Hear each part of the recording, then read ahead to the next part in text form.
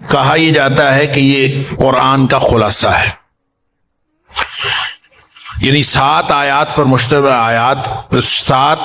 مشتمل سورت، لیکن پورے قرآن کا خلاصہ۔ کیسے کہ اس کو اگر غور کریں تو شروع میں اللہ کی تعریف ہے، پھر ایک دعا ہے، تو بنیادی طور پر یہ دعا ہے، اور دعا ہے ہدایت کی۔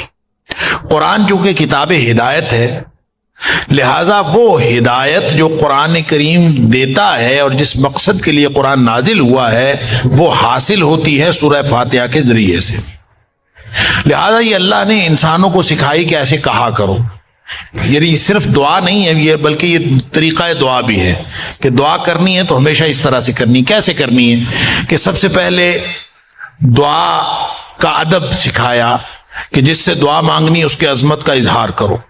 الحمدللہ رب العالمین الرحمن الرحیم مالک یوم الدین۔ اچھا، یہ خود سکھا رہا، اور پھر حدیث میں آتا ہے کہ اللہ فرماتا ہے اثنا علی عبدی، میرے بندے نے میری ثنا کی، مالک یوم الدین، بندے نے میری بزرگی بیان کی، مجدنی عبدی۔ اچھا، یہ اندازہ کیجئے سکھایا کس نے ہے یہ فقرہ، یہ صورت سکھائی کس نے ہے؟ اس نے خود سکھائی۔ توفیق کس نے دی ہے؟ اس نے خود دی ہے۔ زبان کے اندر بولنے کی سے رکھی ہے، ساری صلاحیتیں اس کی عطا کی ہوئی ہیں، اور جو جملہ عطا ہوا ہے، جو فقرہ عطا ہوا ہے، جو کہنے کے لیے گفتگو عطا ہوئی ہے، وہ بھی اس نے عطا کی۔ لیکن مہربان اتنا ہے کہ پھر بھی کہتا ہے میرے بندے نے میری تعریف کی، حالانکہ بندے نے تو کچھ بھی نہیں کیا، سارا کچھ تو اس نے خود کیا ہے، عطا تو اس نے خود کیا ہے، لیکن یہ اس کی مہربانی، اس کی رحمت ہے کہ وہ پھر بھی فعل کی نسبت بندے کی طرف کرتا ہے کہ بندے نے میری تعریف کی، حالانکہ الحمدللہ رب العالمین یہ کہنا اس نے خود سکھایا۔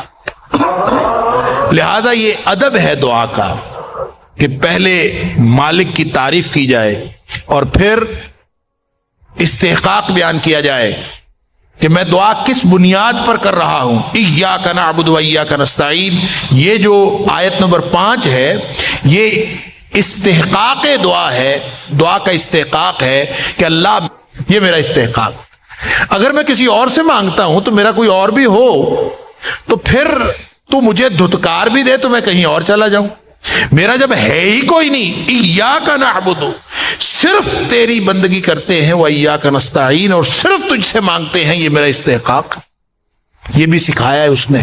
اور پھر انسان دعا مانگتا ہے اہدنا الصراط المستقیم، یہ ہے اصل دعا، یعنی پوری تمہید باندھی ہے اس دعا کے لیے، اور وہ ہے اہدنا الصراط المستقیم کہ اللہ ہمیں سیدھے رستے کی ہدایت نصیب فرما۔ اور یہ راستہ دکھانا بھی ہدایت ہوتا ہے، لیکن منزل مقصود پر پہنچانا، لے چلنا، اہدنا الصراط المستقیم، ذہن میں یہ معنی ہونا چاہیے کہ اللہ ہمیں تو سیدھے رستے پر لے چل، منزل مقصود پر پہنچا دے۔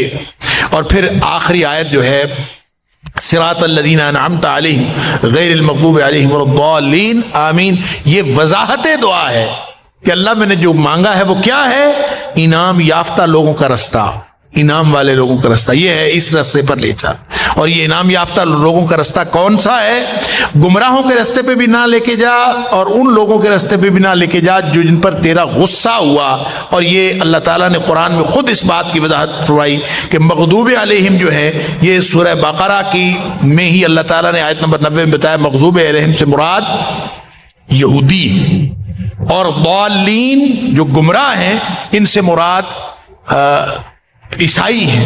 گویا نہ گمراہوں کے رستے پر لے کے جا، نہ ان کے رستے پر لے کے جا جو ان پر تیرا غصہ ہوا۔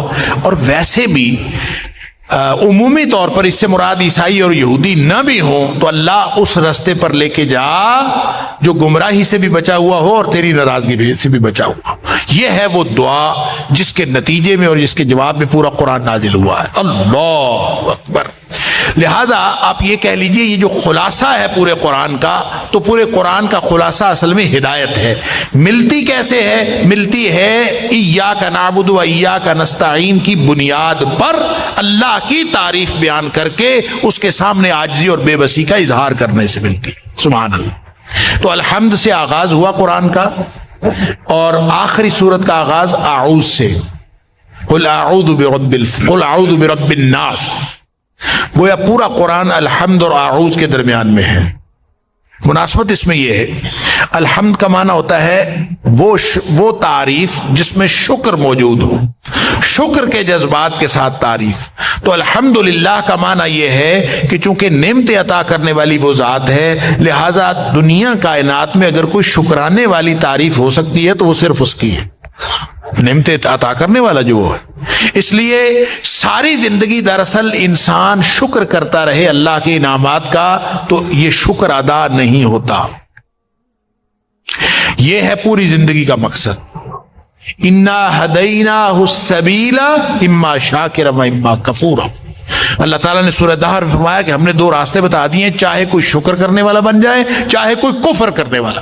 گویا پوری زندگی کا مقصد شکر کرنا ہے، شکر والی زندگی. اللہ تعالیٰ مجھے اور آپ کو شکر والی زندگی عطا فرمائے. سورہ فاتحہ انسان کو شکر والی زندگی گزارنے کا طریقہ سکھاتی. اور قل اعوذ برب الناس جہاں قرآن مکمل ہوئی، پوری قرآن کی دعوت کا خلاصہ.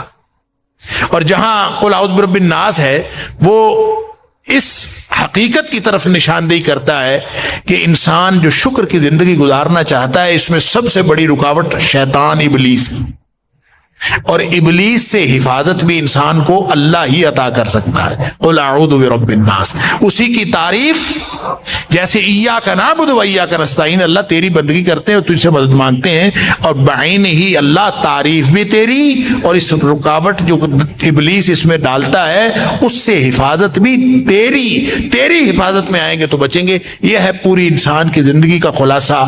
گویا سیانہ بننے کی ضرورت نہیں ہے اور اپنی صلاحیتوں پر اعتماد کرنے کی ضرورت نہیں ہے. اللہ کی دی ہوئی صلاحیتوں کو استعمال کرتے ہوئے اللہ کے سامنے بے بسی اور عاجزی کے اظہار کی ضرورت ہے کہ انسان عاجزی اور بے بسی کا اظہار کرے. یہ ہے پورا قرآن آپ کو جو منہج زندگی بتا رہا ہے.